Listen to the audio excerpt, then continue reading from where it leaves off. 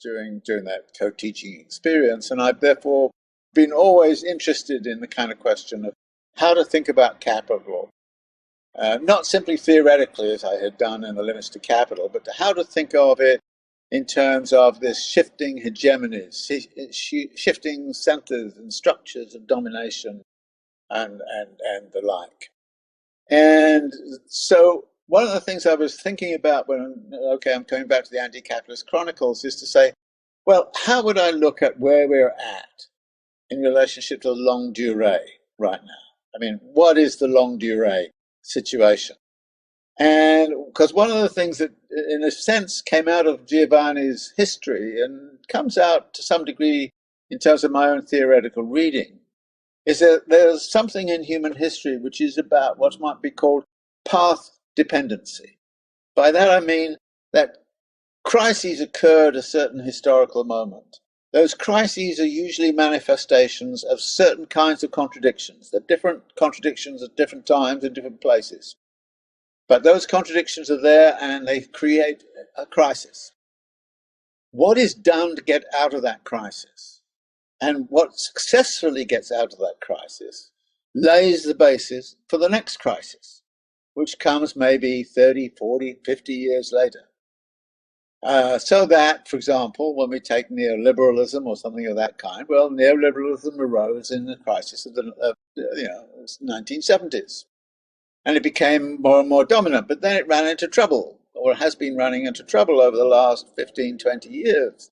And the big question is to what degree were all the measures which arose out of the neoliberal turn, to what degree are they actually the root of the current crisis? And if they're right of the current crisis, then what kind of answers are we having to the current crisis, and in what ways can we characterize those answers?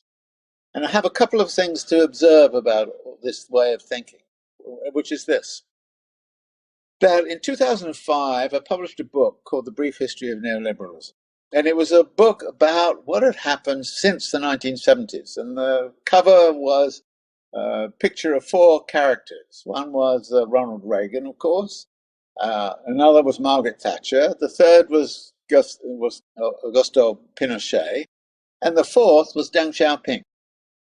And that was a bit of a surprise, but nevertheless, I thought it's important to realize that since 1980, there has been a radical shift in forms of governance and forms of economy.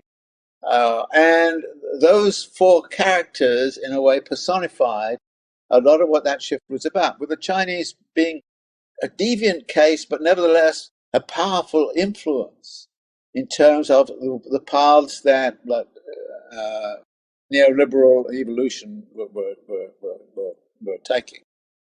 Now, the interesting thing about this was, I published this book on the brief history of neoliberalism in 2005. But I had been living with neoliberalism since 1980, in fact, since 1975.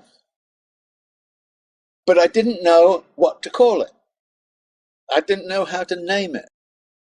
It was only in 2005 that, looking back, I could call it neoliberalism. I wrote a book on the condition of postmodernity that came out in 1989, and I said there are significant economic shifts occurring. And at that time, a lot of people were talking about flexible specialization, new techniques of labor organization and corporate organization, which were networked rather than sort of place-bound. And this is almost like, Venice was left behind and Genoa was doing a comeback. So the networking was very strong. So I was recognizing that a lot of things were happening, and this flexible specialization was bothering me. And in the end, I used the term flexible accumulation, because I figured that the technique of flexible specialization would be utilized by capital for its own purposes of furthering accumulation. So I was therefore talking about flexible accumulation in the book, but it wasn't quite what I wanted it to be. I realized there was something missing, and I was looking at all the cultural shifts and the postmodernism and all the rest of it, and I was looking at some of the sort of employment structures and so on, But I couldn't call it neoliberalism in 1989. I didn't know how to call it. By the year 2000, I'd started to think maybe I should be looking at this word neoliberalism. It was very well understood, that term neoliberalism, in Latin America. They'd been living with it for long enough to be able to name it. They named it neoliberalism. And I was often in Latin America, and I was getting this, well, why are these people in Latin America all talking about neoliberalism? Why? And in Europe, there was some words of that sort. And the Germans had this thing called Ord neoliberalism, which was a kind of state-managed neoliberalism, which is a bit different from what the theory of neoliberalism turned out to be.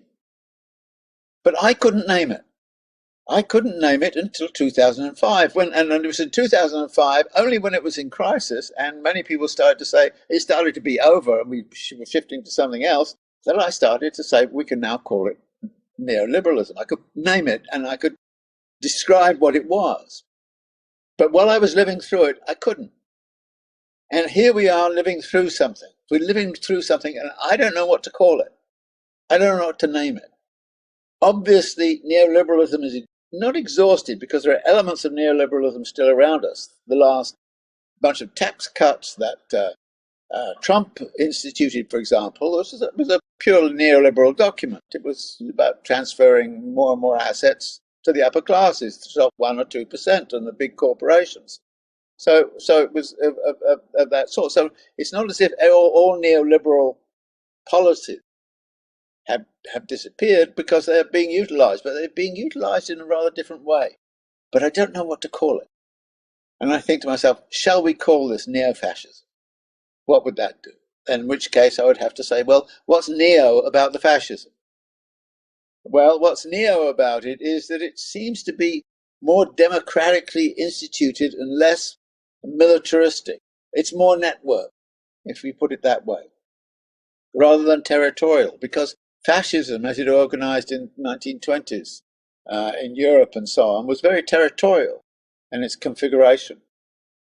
We are seeing elements of territoriality coming back in. So when Trump kind of says, well, it's America first, USA first, yes, there is some element of that, but it's not quite as fierce as it was, say, in the German Reich or Mussolini's or Franco's dictatorship. It's not that at all. But then I thought, well, maybe neo-fascism is too broad a word. Maybe it should have something else. And I'm sort of thinking, well, one thing is sure, and that is most economies have become more authoritarian. But there's also a kind of sense in which that authoritarianism is being orchestrated through certain institutions and institutional arrangements. And I came across a sort of title of a book about China called Authoritarian Legality.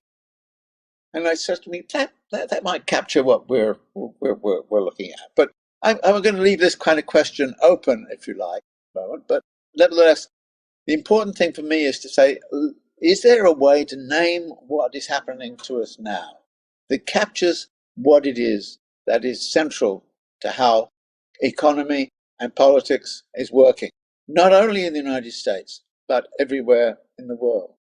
And clearly, there is authoritarianism all over the place. You have Erdogan in Turkey, you have Modi in India, you have the Orban in Hungary, you've got Bolsonaro in Brazil. You just go on round and round. You've got Sisi in Egypt. You go round and round and round. And you see, well, something is going on here which is more authoritarian. A lot of people start to try and use the word populism. I don't particularly like the word populism. Yes, there may be certain ways of earning consent.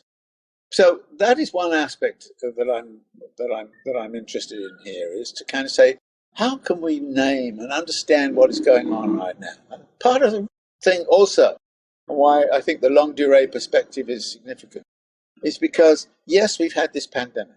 All kinds of things have happened in this pandemic. But it is, from the standpoint of the longue durée, an epiphenomenon. That is an intervention which is, yes, has disruptive effects and may have some long-term effects, and we don't know exactly what they are. But nevertheless, it's likely in 2 years' time we may be back and say, "Oh, yeah, that year of the lockdown, that year of the virus." So right now, I'm trying to get out behind what's going on in the epidemic situation and the immediacy of the present, in order to sort of look at ourselves structurally as to where we are in terms of human evolution, where we are in terms of this evolving system known as capitalism. What is it about? Where is it going? And how can we characterize it in the current era? Because that is, if you like, one of the ways in which we can come to terms with a much, much better understanding of our current situation.